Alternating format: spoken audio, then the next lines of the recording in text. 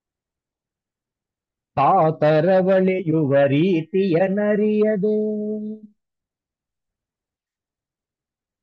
ಭೀತಿಯಿಂದ ತಪ್ಪಿಸುವ ಭವಭೀತಿಯಿಂದ ತಪ್ಪಿಸುವ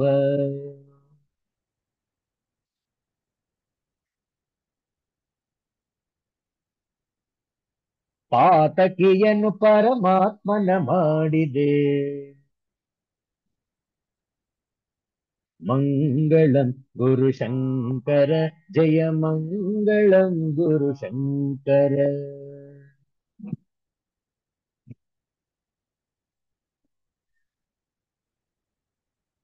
ರೂಢಿಯೊಳಿರುವೆನ ಗೂಢವನರಿಯದೆ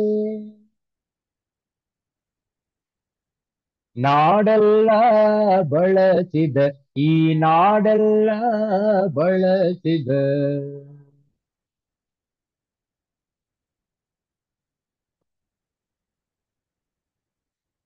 ಮೂಢನ ಪರಮಾರೂಢನ ಮಾಡಿದೆ ಮಂಗಳಂ ಗುರು ಶಂಕರ ಜಯ ಮಂಗಳಂ ಗುರು ಶಂಕರ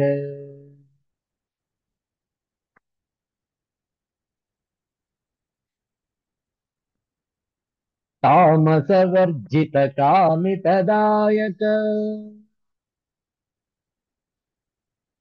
ಸೋಮಶೇಖರ ನಿಭ ಜಯ ಸೋಮಶೇಖರ ನಿಭ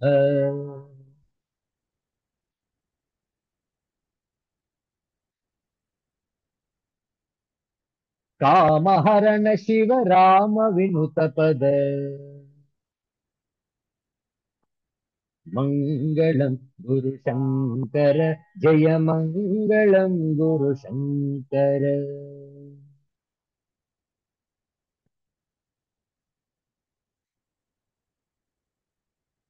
ಸಂಗರಹಿತ ಮುನಿ ಪುಂಗವ ವಂದಿತ ಸಂಗರಹಿತ ಮುನಿ ಪುಂಗವ ವಂದಿತ ಮಂಗಳಂ ಗುರು ಶಂಕರ ಜಯ ಮಂಗಳಂ ಗುರು ಶಂಕರ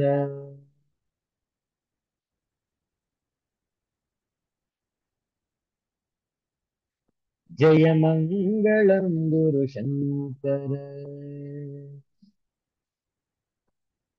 ಜಯ ಮಂಗಳಂ ಗುರು ಶಂಕರ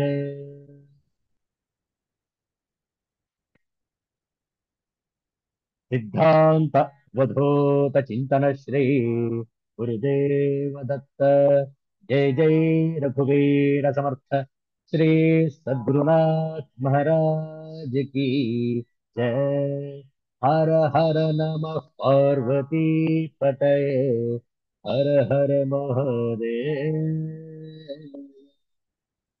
शंभो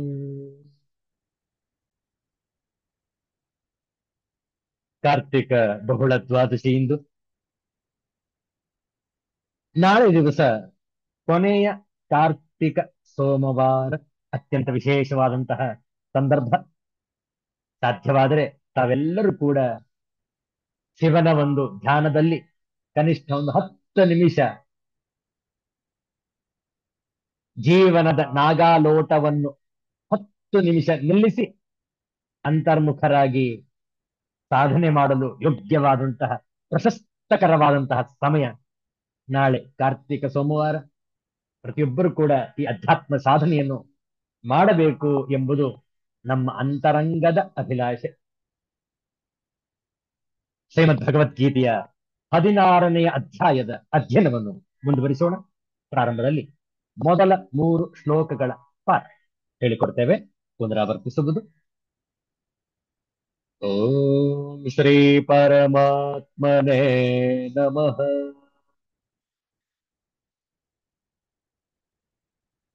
ಅಥ ಷೋಡಶೋऽಧ್ಯಾಯಃ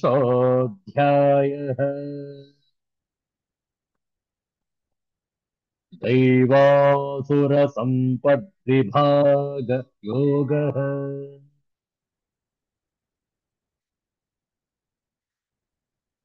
श्री भगवानुवाच अभयं तत् सत्त्वसंशुद्धिः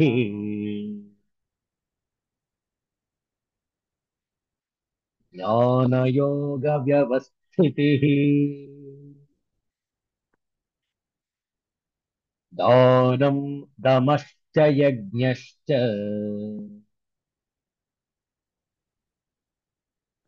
स्वाध्यायस्तप आर्जवम् अहिंसा सत्यमक्रोधः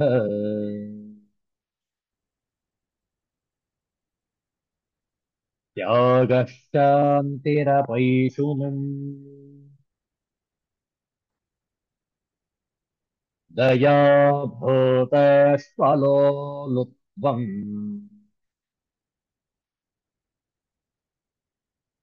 आर्दवम् ह्रीरचापलम्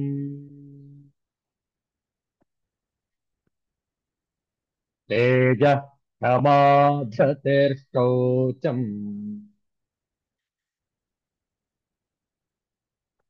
अद्रोहो नातिमानिता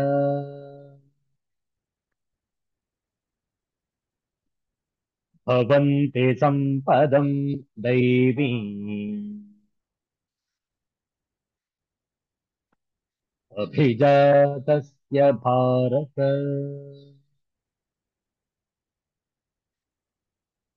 ॐ शान्तिः शान्तिः शान्तिः हरिः ॐ श्रीगुरुभ्यो नमः हरिः ॐ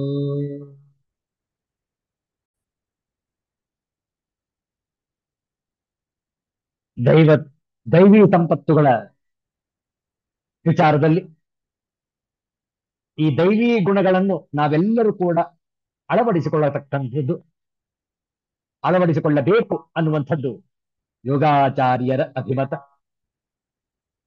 ಹಾಗೆ ದೈವಿ ಗುಣಗಳಲ್ಲಿ ಕೊನೆಯ 3 ಸಂಪತ್ತುಗಳಿವೆ, ವಿಚಾರ ಮಾಡೋಣ.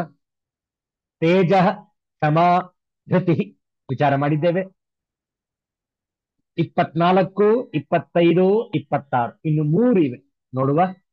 ಶೌಚಂ ಅದ್ರೋಹ ನ ಅತಿಮಾನಿತ. ಇಲ್ಲಿ ಕೊಟ್ಟಿರುವಂತಹ ತಾತ್ಪರ್ಯವನ್ನು ನೋಡಿ. ಶೌಚಂ ಬಹಿರಂಗದ ಶುದ್ಧಿ, ಆನಂತರ ಅಂತರಂಗದ ಶುದ್ಧಿ ಎರಡೂ ಕೂಡ ಸೇರಿಕೊಳ್ಳುತ್ತೆ ಶೌಚಂ ಅನ್ನುವಂತಹ ಅರ್ಥದಲ್ಲಿ. ಇಲ್ಲಿ ನೋಡಿ ಕೊಟ್ಟಿದ್ದಾರೆ ಫುಟ್ನೋಟ್ ಅಲ್ಲಿ, ಗೀತೆಯ 13ನೇ ಅಧ್ಯಾಯದ 7ನೇ ಶ್ಲೋಕದ ಟಿಪ್ಪಣಿಯನ್ನು ನೋಡಬೇಕು. ಈಗಾಗಲೇ ವಿಚಾರ ಮಾಡಿದ್ದೇವೆ 13ನೇ ಅಧ್ಯಾಯದ್ದು ಸುದೀರ್ಘವಾಗಿ, ಅಲ್ಲೂ ಕೂಡ ಶೌಚಂ ಇದರ ಬಗ್ಗೆ ಚರ್ಚೆ ಮಾಡಿದ್ದೇವೆ. ಇಲ್ಲಿ ಮತ್ತಷ್ಟು ವಿಚಾರವಾಗಿ ಈ ಶೌಚಂ ಅನ್ನುವಂತಹ ದೈವಿ ಸಂಪತ್ತನ್ನು ನೋಡೋಣ. ಅದಾದ ನಂತರ ಅದ್ರೋಹ ಮತ್ತೊಂದು ದೈವಿ ಗುಣ, ಯಾರಲ್ಲಿಯೂ ಸಹ ವೈರತ್ವವಿಲ್ಲದಿರುವುದು. ಅಜಾತ ಶತ್ರು, ಯಾರು ಶತ್ರುಗಳೇ ಇಲ್ಲ. ಅದ್ರೋಹ ನ ಅತಿಮಾನಿತ, ತಾನು ಪೂಜ್ಯನೆಂದು ಅಭಿಮಾನ ಪಡದಿರುವುದು. ನ ಅತಿಮಾನಿತ. ಹೇ ಭಾರತ, ಎಲೆ ಅರ್ಜುನ, ದೈವೀಂ ಸಂಪದಂ ಅಭಿಜಾತಸ್ಯ ಭವಂತಿ. ದೈವಿ ಸಂಪತ್ತನ್ನು ಪಡೆದು ಹುಟ್ಟಿದವರ ಲಕ್ಷಣಗಳು ಈ 26 ಸದ್ಗುಣಗಳು ಆಗಿವೆ. ನೋಡುವ. ಶೌಚಂ ಇದರ ಶಾಂಕರ ಭಾಷ್ಯ.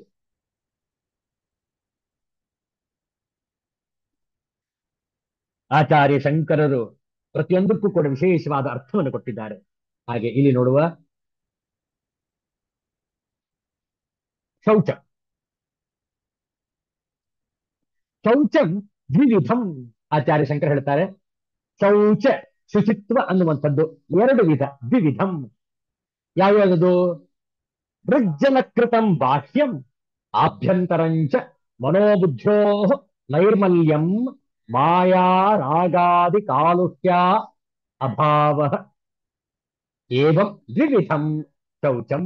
ಈ ರೀತಿಯಲ್ಲಿ 2 ಬಗೆಯಾದಂತಹ ಶುಚಿತ್ವಗಳಿವೆ. ಏನದು? ಮೃಜ್ಜಲಕೃತಂ ಬಾಹ್ಯಂ, ಒಂದು ಬಹಿರಂಗ ಬಾಹ್ಯ ಶುದ್ಧಿ. ಬಾಹ್ಯ ಶುದ್ಧಿ ಅಂದ್ರೆ ಯಾವುದು? ಮಣ್ಣು, ನೀರು ಇವುಗಳಿಂದ ಮಾಡಿಕೊಳ್ಳುವ ಶುಚಿತ್ವವು ಹೊರಗಿನದು. ಇದು ಬಾಹ್ಯ ಶೌಚ. ಮಣ್ಣಿನ ಲೇಪಿಸಿಕೊಂಡು ನೀರಿನಿಂದ ಮೈಯನ್ನು ಸಂಪೂರ್ಣವಾಗಿ ಶುದ್ಧ ಮಾಡಿಕೊಳ್ಳುವುದೇ ಬಾಹ್ಯ ಶುದ್ಧಿ. ಮತ್ತೊಂದಿದೆ ಅಂತರಂಗ ಶುದ್ಧಿ, ಒಳಗಿನ ಶುಚಿತ್ವ. ಯಾವುದೆಂದರೆ ಮನೋಬುದ್ಧಿಗಳನ್ನು ನಿರ್ಮಲವಾಗಿಟ್ಟುಕೊಳ್ಳುವುದು, ಮಾಯೆ, ರಾಗ ಮುಂತಾದ ಕಲ್ಮಶವಿಲ್ಲದಿರುವುದು. ಹೀಗೆ ಎರಡು ಬಗೆಯ ಶೌಚವು, ಶುಚಿತ್ವವು. ಎಷ್ಟು ಚೆನ್ನಾಗಿದೆ ನೋಡಿ. ಶರೀರ, ವಸ್ತ್ರ, ಭೋಜನ, ಪರಿಸರ ಮುಂತಾದವುಗಳನ್ನು ಶುದ್ಧವಾಗಿ ಪವಿತ್ರವಾಗಿ ಇಟ್ಟುಕೊಳ್ಳುವವನೇ ಶೌಚಂ ಎಂಬ ದೈವೀ ಗುಣವನ್ನು ಪಾಲಿಸುವವನು. ಇದು ಬಾಹ್ಯ ಶುದ್ಧಿ. ಅಂತರಂಗ ಶುದ್ಧಿಯನ್ನು ಅಂತಃಕರಣದ ನಿರ್ಮಲತೆ ಎಂದು ಈಗಾಗಲೇ ಹೇಳಲಾಗಿದೆ. ನೋಡಿ, ಎಷ್ಟು ಶುದ್ಧವಾದ ಆಚರಣೆ ನಿಮ್ಮದಾಗಿರಬೇಕು. Purity, ಶೌಚಂ.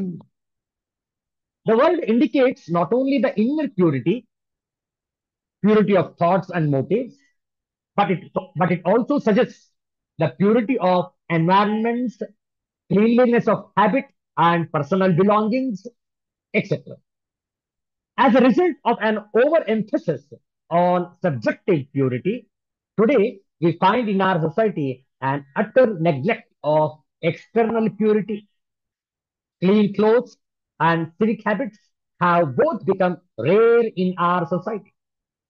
Even the devotee class is unmindful about these, although our religion emphasizes that purity and cleanliness are unavoidable disciplines for a seeker.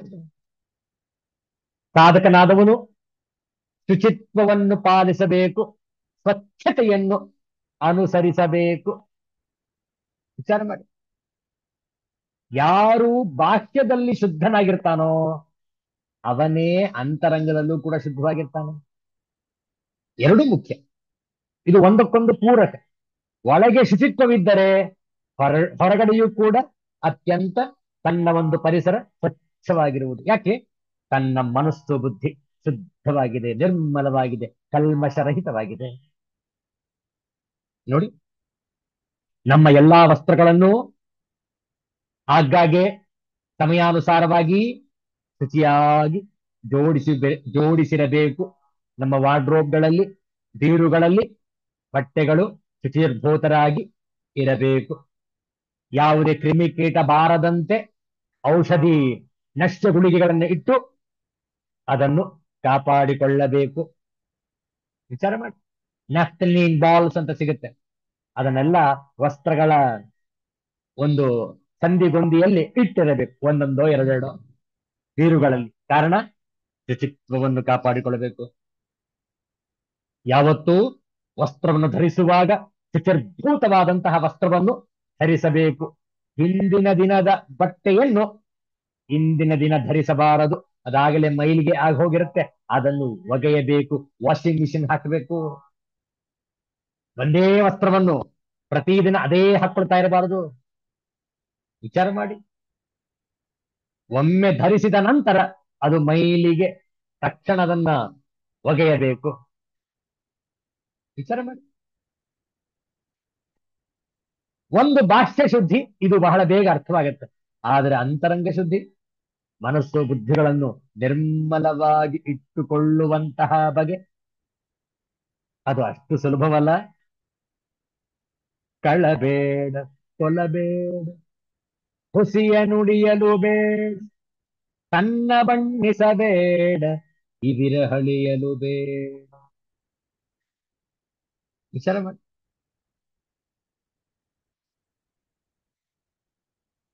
ಬಸವಣ್ಣನವರು 11ನೆಯ ಶತಮಾನದಲ್ಲಿ ಹೇಳಿದರು, ಇದು ಅಂತರಂಗ ಶುದ್ಧಿ, ಇದೇ ಬಹಿರಂಗ ಶುದ್ಧಿ, ಇದೇ ನಮ್ಮ ಕೂಡಲ ಸಂಗಮ ದೇವನೊಲಿಸುವ ಪರಿ. ಹೌದಲ್ಲ? ಶುದ್ಧವಾದಂತಹ ಕನ್ನಡ ಭಾಷೆಯ ವಚನದಲ್ಲಿ 11ನೇ ಶತಮಾನ. ಈಗ ನಾವಿರುವಂತದ್ದು 21ನೆಯ ಶತಮಾನ. ನೋಡಿ, 10 ಶತಮಾನಗಳ ಹಿಂದೆ, 1000 ವರ್ಷಗಳ ಹಿಂದೆ ಹೇಳಿದಂತಹ ಮಾತು. ಅಂತರಂಗ ಶುದ್ಧಿ, ಬಹಿರಂಗ ಶುದ್ಧಿ. ಹೌದಲ್ಲ? ಶೌಚಂ. ನಮ್ಮ ಘನ ಸರ್ಕಾರದವರು, ಕೇಂದ್ರ ಸರ್ಕಾರದವರು ಸ್ವಚ್ಛತೆಗೆ ಆದ್ಯತೆಯನ್ನ ನೀಡಿದರು. ಎಲ್ಲಾ ಶಾಲಾ ಕಾಲೇಜುಗಳಲ್ಲಿ, ಎಲ್ಲಾ ಮನೆಗಳಲ್ಲಿ ಶುಚಿತ್ವವನ್ನು ಪಾಲಿಸಬೇಕು, ಸ್ವಚ್ಛತೆಯನ್ನು ಪಾಲಿಸಬೇಕು. ಕೆಲವೊಂದು ಹಳ್ಳಿಗಳಲ್ಲಿ ಅಲ್ಲಲ್ಲೇ ಕಸ ಬಿಸಾಡ್ತಾರೆ. ಆದ್ರೆ ಮಹಾನಗರಗಳಲ್ಲಿ ಆ ಪದ್ಧತಿ ಇಲ್ಲ ಈಗ. ಎಲ್ಲಂದ್ರಲ್ಲೇ ಕಸ ಬಿಸಾಡುವುದು ಕಾನೂನಿನ ಕಣ್ಣಿನಲ್ಲಿ ಅಪರಾಧ. ಏನ್ ಮಾಡ್ಬೇಕು ನಾವು? ಹಸಿ ಕಸ, ಒಣ ಕಸ, ಇತರೆ ತ್ಯಾಜ್ಯಗಳು ಬೇರೆ ಬೇರೆ ರೀತಿಯಲ್ಲೇ ಅದನ್ನು ನಾವು ಬಣ್ಣದ ಒಂದು ಕವರಿನಲ್ಲಿ ಹಾಕಿ ಅದನ್ನು ವಿಂಗಡಿಸಬೇಕು. ಮತ್ತು ಮಹಾ ನಗರಗಳಲ್ಲಿ ಆಯಾಯ ಮುನ್ಸಿಪಾಲಿಟಿಯವರು ಬಂದಾಗ ಆ ವಾಹನಕ್ಕೆ ಕೊಡಬೇಕು, ವಿಂಗಡಿಸಿ ಕೊಡಬೇಕು. ಒಂದು ವೇಳೆ ಗಾಜಿನ ಚೂರು ಇತ್ಯಾದಿ ಅತ್ಯಂತ ಅಪಾಯಕಾರಿ ವಸ್ತುಗಳಿದ್ರೆ ಅದನ್ನು ಕೆಂಪು ಬಟ್ಟೆಯಲ್ಲಿ ಸುತ್ತಿ ಇದು ಬಹಳ ಅಪಾಯಕಾರಿ ಅನ್ನುವುದನ್ನು ಸೂಚಿಸಿ ಅದನ್ನು ಎಸೆಯಬೇಕು. ವಿಚಾರ ಮಾಡಿ. ಶುಚಿತ್ವಕ್ಕೆ ಬಹಳ ಮಹತ್ವ ಇದೆ ನಮ್ಮ ಧರ್ಮ ಗ್ರಂಥಗಳಲ್ಲಿ, ನಮ್ಮ ಭಾರತದ ಸನಾತನ ಆಚರಣೆಯಲ್ಲಿ. ವಿಚಾರ ಮಾಡಿ. ಶೌಚಂ, ಇದನ್ನು ಪಾಲಿಸಬೇಕು. ಮುಂದೆ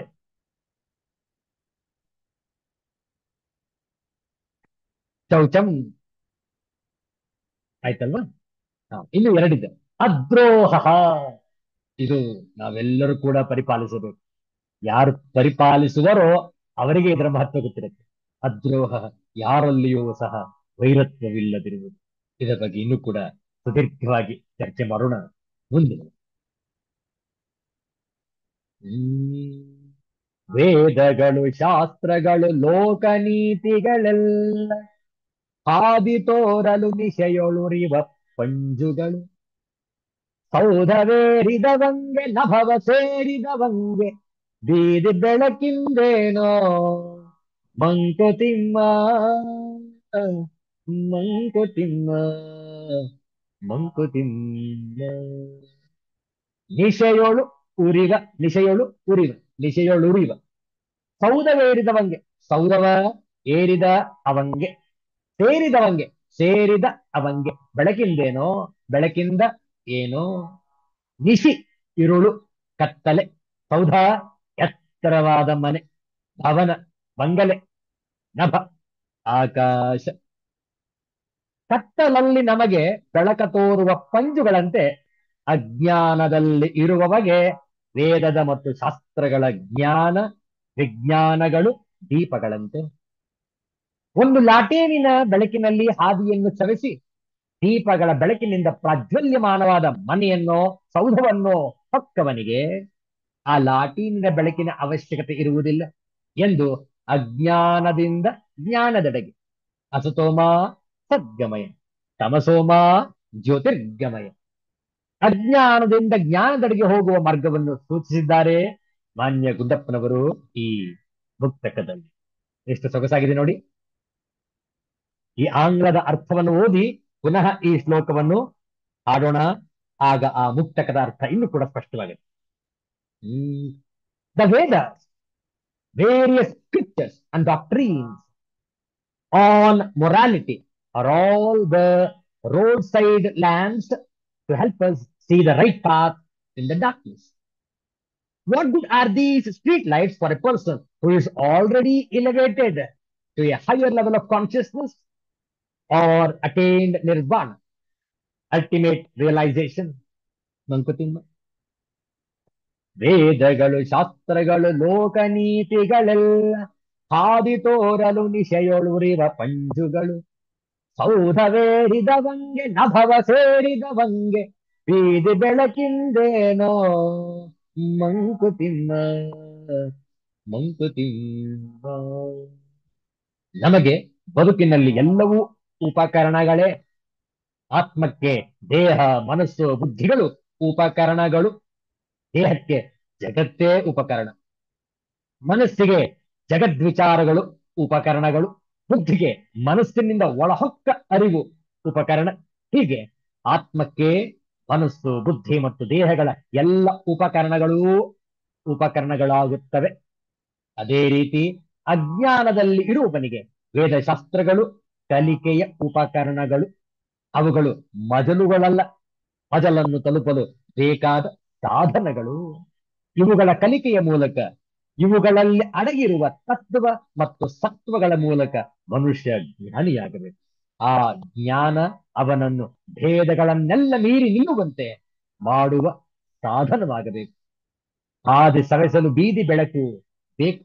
ಮನೆ ಸೇರಿದ ಮೇಲೆ ಆ ಬೀದಿ ಬೆಳಕಿಂದ ಏನಾಗಬೇಕು ಎಂದು ಹೇಳುತ್ತಾ ನಮ್ಮ ಜ್ಞಾನ ಸಂಪಾದನೆಗೆ ಬೇಕಾದ ಏಣಿ ಮತ್ತು ಆ ಏಣಿಯ ಮೆಟ್ಟಲುಗಳನ್ನು ನಮಗೆ ತೋರಿದ್ದಾರೆ ಮಾನ್ಯ ಮುದ್ದಪ್ಪನವರು. ಮೆಟ್ಟಲು ಮೇಲೇರಿ ಮಜಲನ್ನು ಮುಟ್ಟಲು ಬೇಕಾದ ಉಪಕರಣ ಅಥವಾ ಸಲಕರಣೆ. ಆದರೆ ಮೆಟ್ಟಿಲನ್ನೇ ಮಾಡಿ ಎಂದುಕೊಳ್ಳುವವರು ನಮ್ಮಲ್ಲಿ ಬಹಳಷ್ಟು ಜನ ಸಿಗುತ್ತಾರೆ. ಅವರು ಮೆಟ್ಟಿಲುಗಳಲ್ಲೇ ಸಿಕ್ಕಿಕೊಂಡಿರುತ್ತಾರೆ.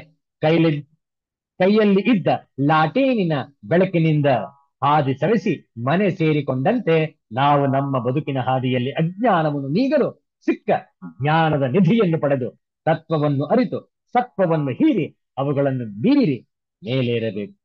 ಹಾಗೆ ಮೇಲೇರಿದಾಗ ಬೆಳಕಲ್ಲಿ ಕಂಡ ಭೇದಗಳು ಮಾಯವಾಗುತ್ತವೆ. ಹಾಗಾದಾಗ ಒಂದು ಧನ್ಯತೆಯ ಭಾವ ನಮ್ಮದಾಗುತ್ತದೆ. ನಾವು ಸಾಧಕರಾಗುತ್ತೇವೆ. ಸಕಲ ವಿದ್ಯೆಯ ಉದ್ದೇಶ ಪರತತ್ವವನ್ನು ಅರಿಯುವುದೇ ಆಗಿರುತ್ತದೆ. ಅದನ್ನರಿಯಲು ಈ ಎಲ್ಲ ಜ್ಞಾನಗಳು ಉಪಕರಣಗಳಂತೆ ನಮಗೆ ಸಹಾಯ ಮಾಡುತ್ತವೆ. ಇವುಗಳ ಸಹಾಯವಿಲ್ಲದೆ ನಾವು ಮೇಲೇರಲು ಸಾಧ್ಯವಿಲ್ಲ. ಹಾಗೆಂದು ಅವುಗಳಿಗೆ ಜೋತು ಬೀಳುವುದು ಸರಿಯಲ್ಲ. ಅವುಗಳನ್ನು ಮೀರಿ ಮೇಲೇರಬೇಕು. ಈ ಜ್ಞಾನ ನಿಧಿಗಳೆಲ್ಲ ನೀಡುವ ಮತ್ತು ತೋರುವ ಬೆಳಕಲ್ಲಿ ನಾವು ಬೆಳಗಬೇಕು ಮತ್ತು ನಮ್ಮ ಬೆಳಕು ಜಗತ್ತಿಗೆ ಬೆಳಕಾಗಬೇಕು. ಆಗ ಬದುಕು ಸಾರ್ಥಕವಾಗುತ್ತದೆ. ನೋಡಿ, ಇಂತಹ ತತ್ವ ವಿಚಾರ, ಇಂತಹ ದೈವಿ ಗುಣಗಳನ್ನು ನಾವೆಲ್ಲರೂ ಕೂಡ ಅಳವಡಿಸಿಕೊಂಡು ಬದುಕನ್ನು ಸಾರ್ಥಕಪಡಿಸಿಕೊಳ್ಳೋಣ. ಉಳಿದ ವಿಚಾರಗಳನ್ನು ಮುಂದಿನ ವಾರ ಮುಂದುವರಿಸೋಣ. ಶಾಂತಿ ಮಂತ್ರ. ಓಂ ಅಸತೋ ಮಾ ಸದ್ಗಮಯ ತಮಸೋ ಮಾ ಜ್ಯೋತಿರ್ಗಮಯ ಮೃತ್ಯೋರ್ಮಾ ಅಮೃತಂಗಮಯ. ಓಂ ಶಾಂತಿ ಶಾಂತಿ ಶಾಂತಿ. ಹರಿ ಓಂ. ಶ್ರೀ ಗುರುಭ್ಯೋ ನಮಃ. ಹರಿ ಓಂ. ಮತ್ತೆ ಭೇಟಿಯಾಗೋಣ. ಎಲ್ಲರಿಗೂ ಒಳಿತಾಗಲಿ. ಎಲ್ಲರಿಗೂ ಶುಭವಾಗಲಿ. ಜೈ ಶ್ರೀ ಗುರುದೇವ.